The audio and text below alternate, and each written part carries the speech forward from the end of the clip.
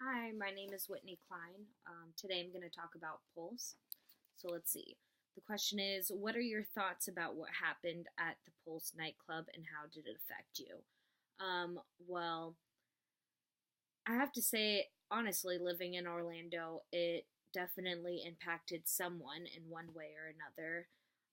You just like see stuff like this on the news and you think, oh wow, that sucks. Like, oh, but like this happens every day and then it happens in your own backyard and you're just like, oh wow, like stuff like this actually happens in life and it's not just like on the screen on my phone. Like I drive past this place all the time and to think something like that like could happen at any second.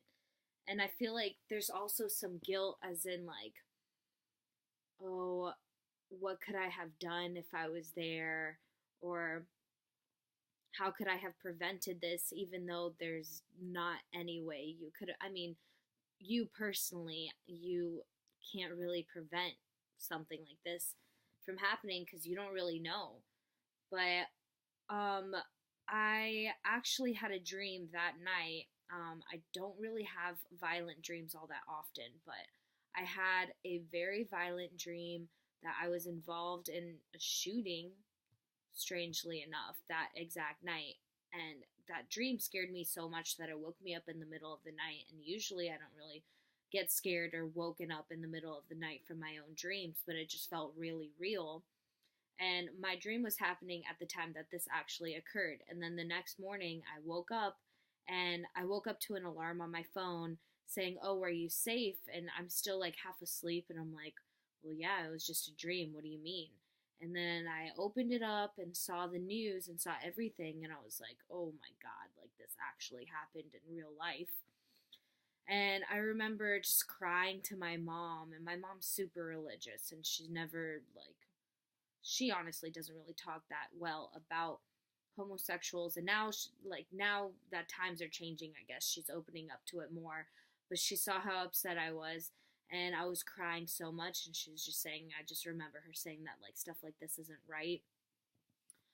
um and at the beginning I feel like you believe everything that's on social media, or not social media, like what the news outlets are telling you, like, oh, this is what happened and this and that. And you're just like, oh my gosh, yeah, I can't believe this happened. But and then you like go in and do your own research and you start uncovering more and more things. Such as there's this one video about this guy talking, like saying he was inside and he went to leave from a door, but someone was closing the door and wouldn't let him out. And the second he said that, the news anchor shut him off and stopped him from talking. So that made me really suspicious on the fact that, like, oh, was this really just one shooter?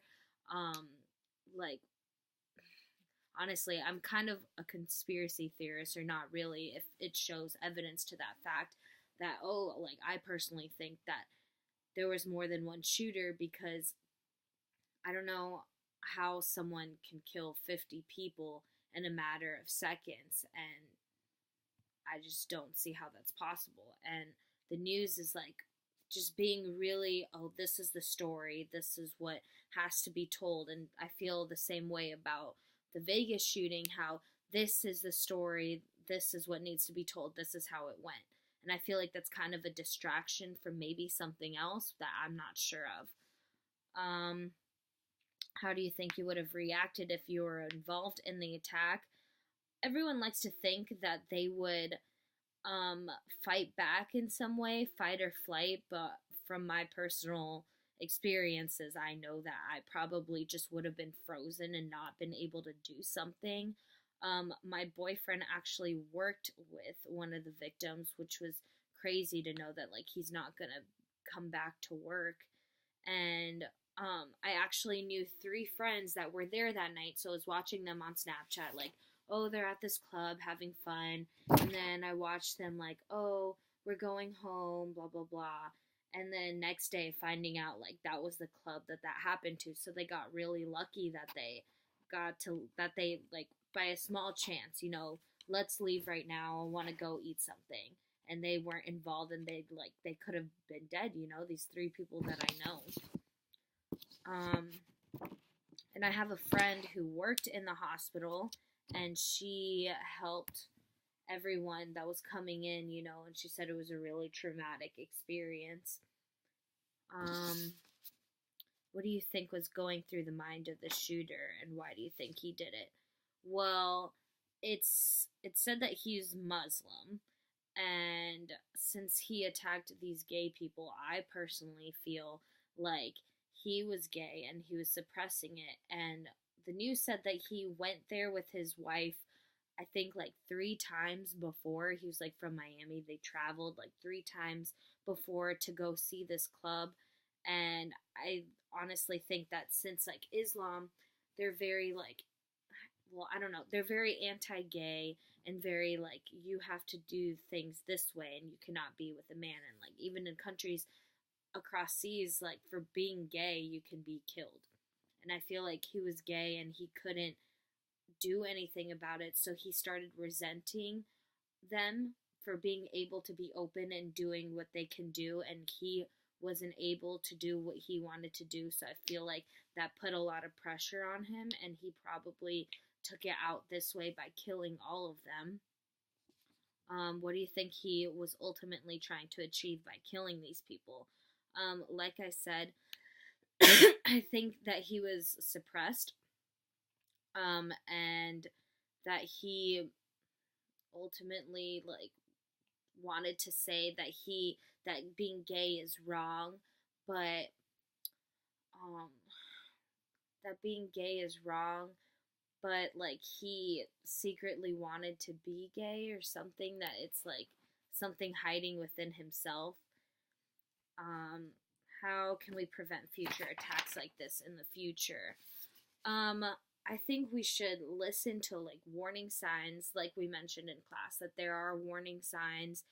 And this guy, like he was on the FBI watch list, and shouldn't someone like that be like watched for? Or if he goes to buy a gun, like since he was being watched by the FBI, shouldn't he not be allowed to buy an AR, like an assault rifle? And honestly, on that point, I don't think like any person should be able to go in and buy an assault rifle easily. I mean, like, okay, you can have your weapons, that's like in the amendments, but I just don't think a person, like, you don't need it for hunting, like the argument is, oh, I need it for self-defense. Like, yes, I understand that, and you need it for hunting, but no person, I think, in the world should be holding an assault rifle that would kill rounds and rounds of people within seconds. Like, there's no reason for that, and there's no reason any citizen should have something like that. So I feel like preventing stuff like that, we should have stricter gun laws, and like in a sense where we should actually have background checks and like mental health checks in order for you to get a gun. They have stuff like that in Japan where they go through a whole process of being checked, and a whole week, I think, a whole process of them seeing if they're capable of having this gun. And even then, they have to put it in a safe, and they have like a PO officer come and check them once a year to see if they're still doing okay. And I feel like stuff like that can really help prevent for this to not happen in the future. Thank you.